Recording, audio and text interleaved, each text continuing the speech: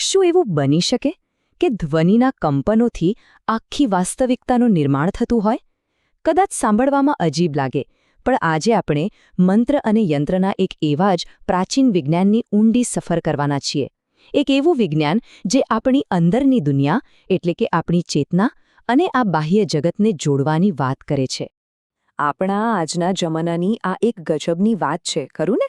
જુઓ, એક બાજુ આપણે વિજ્ઞાન અને ટેકનોલોજીમાં ક્યાંથી ક્યાં પહોંચી ગયા છીએ, બધી જ ભૌતિક સુવિધાઓ છે, પણ પછી બીજી બાજુ જુઓ તો એક ઊંડો આધ્યાત્મિક ખાલીપો દેખાય છે. લોકોમાં એક જાતની ઉદાસીનતા, અંદરથી શાંતિનો અભાવ. એવું લાગે છે કે બધું છે આપણી પાસે, પણ છતાંય જાણે કંઈક તો ખૂટી રહ્યું છે. તો પછી સવાલ એ થાય કે આ જે ખાલીપો છે, આ જે દુવિધા છે, શું એનો કોઈ ઉકેલ છે? અને શું એવું બની શકે કે એનો જવાબ કોઈ પ્રાચીન જ્ઞાનમાં છુપાયેલો હોય? કોઈ એવી પદ્ધતિ હોય જે આપણી ભૌતિક પ્રગતિ અને આંતરિક શાંતિ, આ બે દુનિયાને ફરીથી જોડી શકે? અને આનો જવાબ આપણને કદાચ મળી શકે છે ધ્વનિના એક પ્રાચીન વૈદિક વિજ્ઞાનમાં.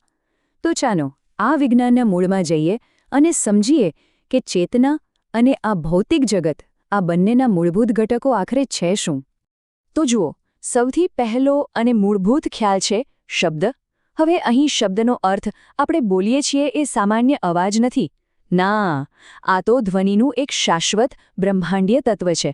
એમ સમજો કે આ એ મૂળ સ્ત્રોત છે, એ એબ્સોલ્યુટ સોર્સ છે, જેમાંથી બ્રહ્માંડના નાનામાં નાના અને મોટામાં મોટા બધા જ કંપનો પેદા થાય છે.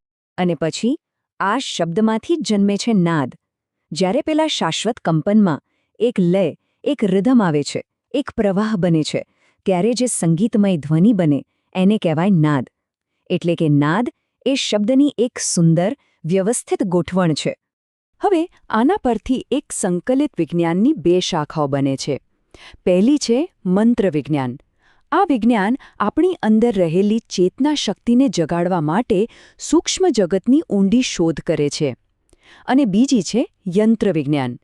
આ એ ભૌતિક ઊર્જાના પ્રવાહોને સમજે છે જેને આપણે અનુભવી શકીએ છીએ. રસ્તા ભલે અલગ દેખાય, પણ બંનેનો ધ્યેય તો એક જ છે: પ્રકૃતિની જે છુપાયેલી, સુષુપ્ત શક્તિઓ છે તેને સમજવી અને ઉકેલવી.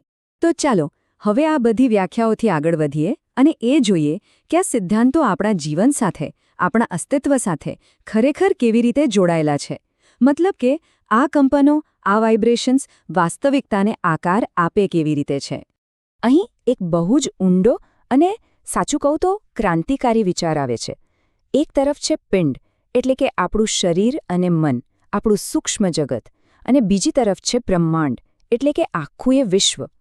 મંત્ર વિજ્ઞાન શું કહે છે ખબર છે? એ કહે છે કે પિંડ એ બ્રહ્માંડનું જ એક નાનકડું સ્વરૂપ છે. જે કંઈ પણ આખા બ્રહ્માંડમાં છે એ બધું જ આપણી અંદર પણ છે. આ વાતને સમજવા માટે આનાથી સુંદર ઉદાહરણ બીજું કોઈ ન હોઈ શકે. વિચારો, એક શાંત તળાવ છે અને એમાં આપણે એક નાનો પથ્થર ફેંકીએ. શું થાય? તરત જ ગોળાકાર તરંગો બને છે અને ચારે બાજુ ફેલાઈ જાય છે, બરાબર? બસ એવી જ રીતે આખું બ્રહ્માંડ એક ઈથરિક મહાસાગર જેવું છે. એક સૂક્ષ્મ, અદૃશ્ય માધ્યમ. અને એમાં થતું કોઈપણ કંપન, ભલે નાનું હોય, પણ એ આખા બ્રહ્માંડમાં ધ્વનિના તરંગો ફેલાવે છે. તો આ બધાનો સાર શું નીકળ્યો? મુખ્ય મુદ્દો એ છે કે ધ્વનિ અને કંપન એ માત્ર કોઈ ક્રિયા પછી થતા પડઘા નથી. ના, એ તો પોતે જ આકાર અને બંધારણના સાચા રચનાકાર છે. એ જ સ્ટ્રક્ચર બનાવે છે. અને આ વિચાર આપણને એકદમ રોમાંચક જગ્યાએ લઈ જાય છે, જ્યાં વિજ્ઞાનના પુરાવાઓ આપણી રાહ જોઈ રહ્યા છે.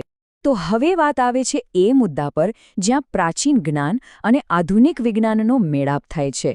સવાલ એ છે કે શું આ હજારો વર્ષ જૂની વાતોને આજના વૈજ્ઞાનિક પ્રયોગોથી સાબિત કરી શકાય છે? ચાલો જોઈએ. અને હા, આવું થયું. 20મી સદીમાં કેટલાક વૈજ્ઞાનિકોએ આ પ્રાચીન દાવાઓને ગંભીરતાથી લીધા અને એમની તપાસ કરવાનું શરૂ કર્યું. એમને એ જ જાણવું હતું કે શું સાચે જ ધ્વનિ કોઈ ભૌતિક પદાર્થ પર અસર કરી શકે છે? શું એ કોઈ આકાર બનાવી શકે છે? આના માટે એક ખાસ સાધનનો ઉપયોગ થયો, જેનું નામ છે ટોનોસ્કોપ. આનું કામ બહુ સરળ પણ ગજબનું છે. એ અવાજને દેખાડે છે. કઈ રીતે? તો એક પ્લેટ લેવામાં આવે, એના પર રેતી જેવો પાવડર કે કોઈ પ્રવાહી પાથરવામાં આવે, પછી એ પ્લેટ પર કોઈ ખાસ ધ્વનિના કંપનો મોકલવામાં આવે અને જાદુની જેમ એ કંપનો પેલા પાવડરને એક ચોક્કસ ભૌમિતિક પેટર્નમાં ગોઠવી દે છે. અને હવે આવે છે સૌથી અદ્ભુત વાત. ડૉક્ટર હાન્સ જેની નામના એક વૈજ્ઞાનિકે સાયમેટિક્સ પર સંશોધન કર્યું. એમણે શું કર્યું?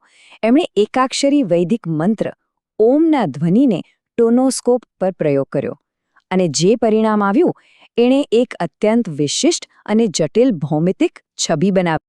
આ રહી એ છબી. ધ્યાનથી જુઓ. આ જોઈને બધા જ સ્તબ્ધ થઈ ગયા, કારણ કે આ છબી હજારો વર્ષ જૂના શ્રીયંત્ર જેવી જ દેખાય છે. શ્રીયંત્ર જે બ્રહ્માંડીય એકતાનું સૌથી મોટું પ્રતીક મનાય છે. આ એક ક્ષણ છે જ્યાં હજારો વર્ષની શ્રદ્ધા અને આધુનિક વિજ્ઞાન એકબીજાનો હાથ પકડી લે છે. તો આ બધું જાણીને શું? આ બધાનો આપણા માટે શું અર્થ છે? આ જ્ઞાન આપણને ક્યાં લઈ જઈ શકે છે?